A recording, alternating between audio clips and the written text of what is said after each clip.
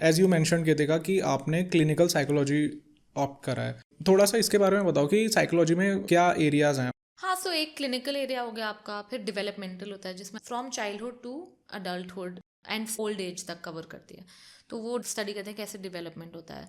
Clinical psychology जो आपका, वो स्टडी करते हैं कि कैसे आपके मेंटल इलनेसेस या मेंटल हेल्थ चैलेंजेस लोगों में होते हैं, वो कैसे स्टार्ट होते हैं, उसका इम्पैक्ट क्या हो सकता है और कैसे उसका ट्रीटमेंट हो सकता है। फिर होता है आप ऑर्गेनाइजेशनल साइकोलॉजी की, कंपनीज या इंडस्ट्री में, ऑर्गेनाइजेशंस में कैसे साइकोलॉजी यूज हो सकती है to make sure people are productive, make sure people are creating a inclusive environment for working.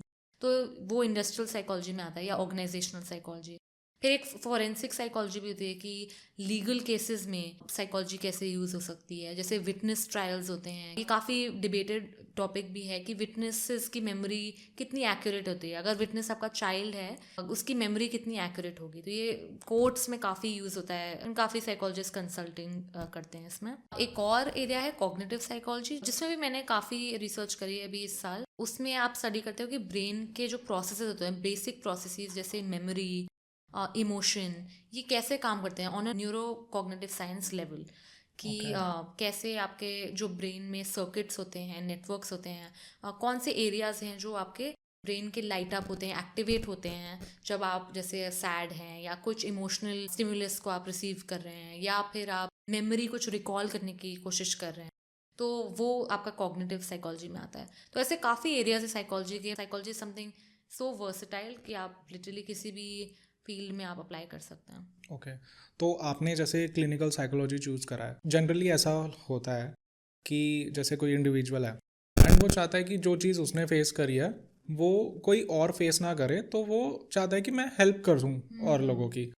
तो आपके कुछ ऐसे पर्सनल एक्सपीरियंसेस थे जिससे आपको एक ड्राइविंग फोर्स मिला कि यार मेरे को साइकोलॉजी चूज़ करनी है एंड साइकोलॉजी में भी मेरे को क्लिनिकल साइकोलॉजी चूज़ करनी है। या एब्सोल्युटली, मैंने अपना जो ट्रांजिशन किया था करियर का, दैट वाज ड्यूरिंग कोविड 2022 में। मैंने डिसाइड किया 2023 में I started the programme during COVID. उस समय मैंने देखा अपने अराउंड, स्पेशली जो मेरे सोशल सर्कल में थे लोग, एंड इवन जो लोग इंडिया में भी थे एंड यूएस में भी थे, how badly they were affected by the loneliness of the pandemic, being lockdown.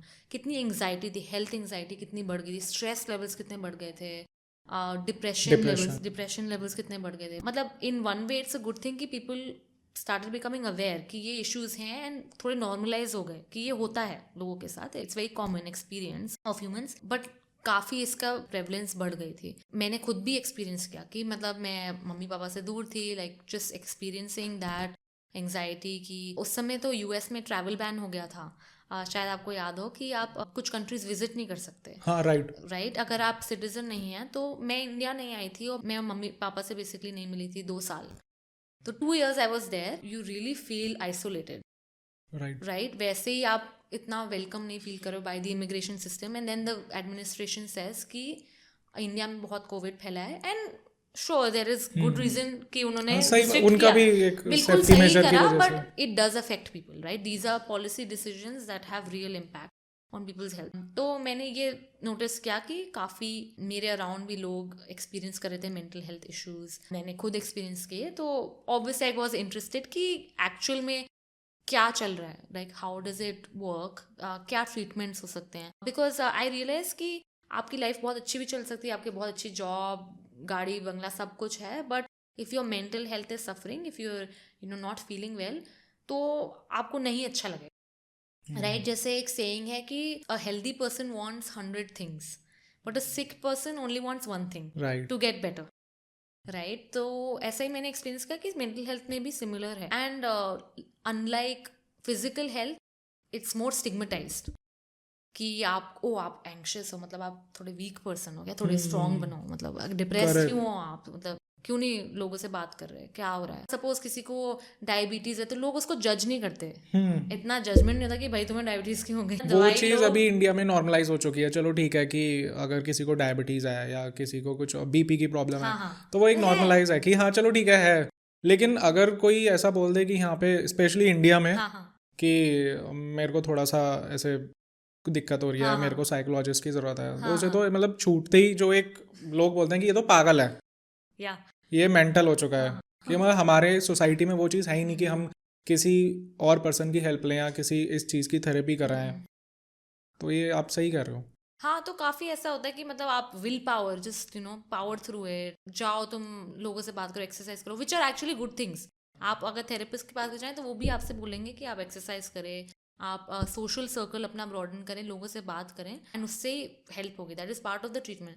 But to say कि आप वीक पर्सन है, मतलब attaching a stigma to it does not help. उससे आप बस शेम करते हैं लोगों को जो एक्सरसाइज एक्सपीरियंस करते हैं, and then they just feel कि यार मुझ में ही कुछ गड़बड़ी होगी, मतलब मैं ही हूँ ऐसी, मतलब मैं ही होंगी जो कि रात में सोच रही हूँ कि 2 बजे नींद नहीं आ रही क्योंकि मैं ओवर राइट। थिंक कर रही हूँ कि मैंने अपना बैंक अकाउंट क्लोज किया था कि नहीं स्पेन में। ये मेरा रियल एक्सपीरियंस है। ओके। मैंने कई सारी रातें गुजारी हैं सोच करके कि मेरा बैंक अकाउंट स्पेन में बंद था कि नहीं, क्या उसमें अभी भी बैलेंस है, क्या हो रहा होगा, और फिर मुझे लगता था कि शायद मैं ही एक्सपीरियंस कर रही हूँ। But when I started opening up to people around me, my friends are like, हाँ मुझे भी ऐसे irrational चीज़ों के बारे में कई बार मैं anxious हो जाती हूँ, and then I try to distract myself, और अगर ज़्यादा हो रहा है तो I will talk to somebody about it. तो just normalizing it कि होता है लोगों के साथ, it doesn't mean like that you are weak or it's the end of the world.